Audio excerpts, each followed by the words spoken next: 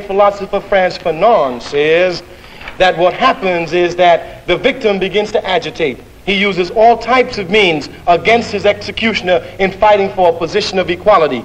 After he tries a number of means and they do not work, he then begins to imitate the means by which his executioner kept him down. That is usually through force and violence. He says, and then they begin to use it against them, breaking the one taboo that they've never been able to break, hitting back against their executioners, so that you ought not to be upset. If we are violent, the United States taught us very well how to be violent. But who is this Frantz Fanon? Frantz Omar Fanon, Hauser Connell, Hans Ibrahim Frantz Fanon, was born in 1975 on the Caribbean island of Martinique, in the French. He graduated in psychiatry at University of Lyon. When he had his first contact with racism as a black man living in a white society. As a psychiatrist, Fanon took up in 1953 a post at the Bleda Joinville Psychiatric Hospital in Algeria, where he developed his distinctive approach to the treatment of mentally ill patients who rejected generalized racist views of a specific Arab mentality. It was in Algeria that the psychiatrist became part of the National Liberation Front Party, a liberation movement created in 1954. Fanon provided the movement with essential equipment, found refuge for fleeing militants, and psychiatric treatment for the tortured and the torturers. Thus began Fanon's revolutionary legacy, who came to be seen as a representative of the FLN at conferences abroad. The threats he recited while working in Algeria. Fanon resigned from the psychiatric hospital in 1957. Fanon wrote a letter of criticism. If psychiatry is a medical technique that aspires to allow man to stop being alienated in his environment, I must say to myself that Arab, permanently alienated in his country, lives in a state of absolute depersonalization. The status of Algeria, systematic dehumanization. Fanon died in 1961, diagnosed with leukemia, at the climax of Algeria fight for recognition and independence in 1962. But where is Fanon's legacy? Fanon actively participated in struggle against racism and colonialism and involved in anti-racism struggles and fight for independence.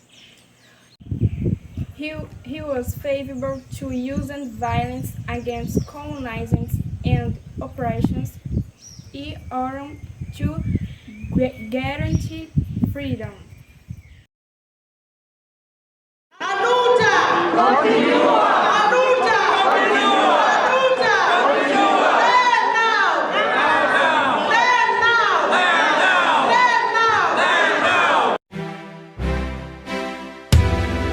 I just want to thank all the social movements and organizations like the Anti-Privatization Forum, the Coalition Against Ultra Privatization, the Social Movement in Durban, and all the NGOs like the Kenya College, the Freedom of Expression, and the others for really taking up the struggle for the poor. It is now time for the poor working class to unite against the neoliberal policies like the GIE, the ASKISA, which are promoting privatization and introducing poverty in our communities.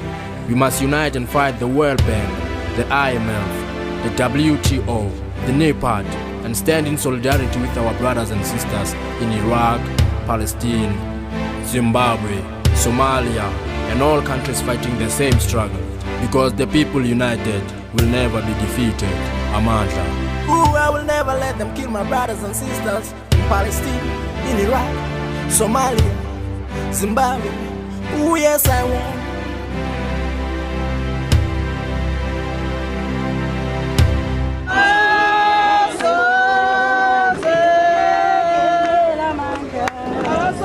I think it's generally accepted, or certainly increasingly accepted, that neoliberalism is going through a major crisis of legitimacy.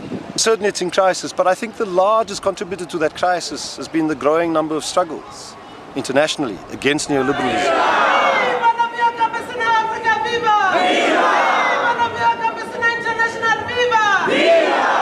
Those struggles are mainly being led by the new social movements. What is new about them is a number of things. In South Africa, for example, these movements are about maybe 5-6 years old. But they're also new in the sense that it's different sections of the working class that are now leading these struggles against neoliberalism.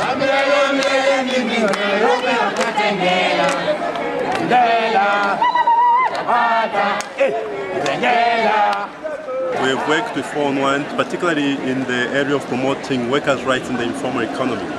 Fanon has been very supportive, enabling us to do our work much more effectively.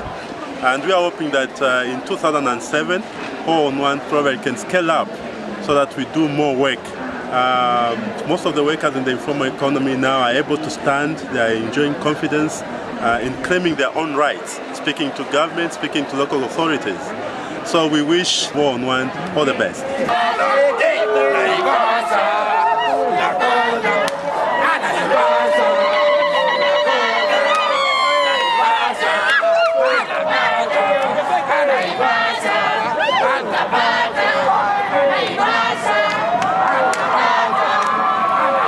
Our dream is to fight for workers' rights, and hopefully workers can defend the rights and become the masters of the society. To sell a fair trade flour, Max Havelaar, fair trade, we don't believe we have qualified there because the conditions as acted here, that is the situation. I don't think that qualifies any producer to sell as a fair trade. My dream for 2007 is to make sure that we continue building the resistance that we have as African countries in fighting all the neoliberal policies. A world where everybody is treated with dignity and respect, and where workers are rewarded the full value of their labor. What I really dream of is freedom and justice. I born under the occupation, and I never experience and know what does it mean to be free. We are tired of talking and sending our problems to the state because they don't assist us. So we came up with our own actions. If people are evicted, we put them back. We don't complain. If people is disconnected, water is disconnected, we don't report it. We just reconnect it. If their electricity is cut off, we just reconnect the electricity. If we need water, we will access water. If we need whatever we need, we take. We are tired of asking, so we take things that we need. We work with many partners in Asia, in South America, now in Africa. Making sure that we continue the struggle fighting for the poor and Africa as a whole. It is now time for the poor working class to unite against the neoliberal policies like the GIE, the ASKISA, which are promoting privatization and introducing poverty in our communities. We must unite and fight the World Bank, the IMF, the WTO, the NEPAD, and stand in solidarity with our brothers and sisters in Iraq, Palestine, Zimbabwe, Somalia, and all countries fighting the same struggle. Because the people united will never be defeated. Amandla. Ooh, I will never let them kill my brothers and sisters in Palestine, in Iraq, Somalia, Zimbabwe. Ooh, yes, I won't.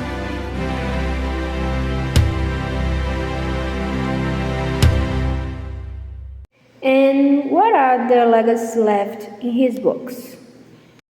His books deal with racist practice present in European society. Black people were put through tests of values, and these values were only recognized if they were similar to those of the colonizers.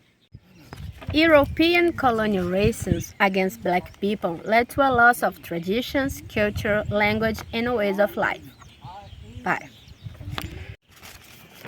Fanon's vision was that black people could create a new world by overthrowing the old colonial order, in which the fight itself would be a means of transforming human relations and forge a new humanity. I'm black, not because of a curse, but because my skin has been able to capture all the cosmic effluvia. I am truly a drop of Synod the earth. A me revolt is not for pertaining country. We revolt simply because, for many reasons, we can no longer agree. Frantz, Fanon.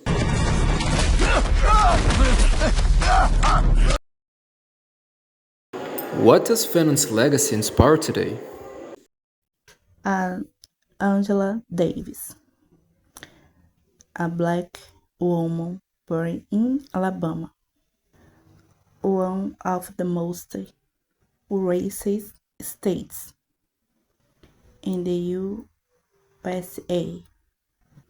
I'm an activist, a scholar, a feminist, and a revolutionary. And this Frantz Fanon ideas inspire me to fight for what I am today. I seek to the racial oppression, racism, and patriarchy. I fight for equality and especially for the rights of black women. I'm Milénia Gonzalez, born in Belo Horizonte. I was one of the main black Brazilian women to study race and gender in time, a militant inspired by Fanon's legacy. I sought to be part of the black movement to show the role of black women in Brazilian society. I'm Lewis Gordon. I'm an American philosopher. I work in the area of American philosophy, social and political theory, post-colonial thinking, theory of race and racism, philosophy and of liberation, education and religion. I can say that part of my works is influenced by the work of Frantz Fanon, my great inspiration. My name is Mirelle Fanon. I am Frantz Fanon's daughter and I follow my father's ideas and position. I'm a professor, a French jurist, and anti-racist activist and president of the Frantz Fanon Foundation. I learned from my father in race anti-racist fights that wherever I go, I must share the issue of racialization because the world is organized around this end of I want to change the world. I have to my part. We need to deconstruct the ideology of white supremacy, otherwise 1% the population shall continue to be white elite while 99% of the black population.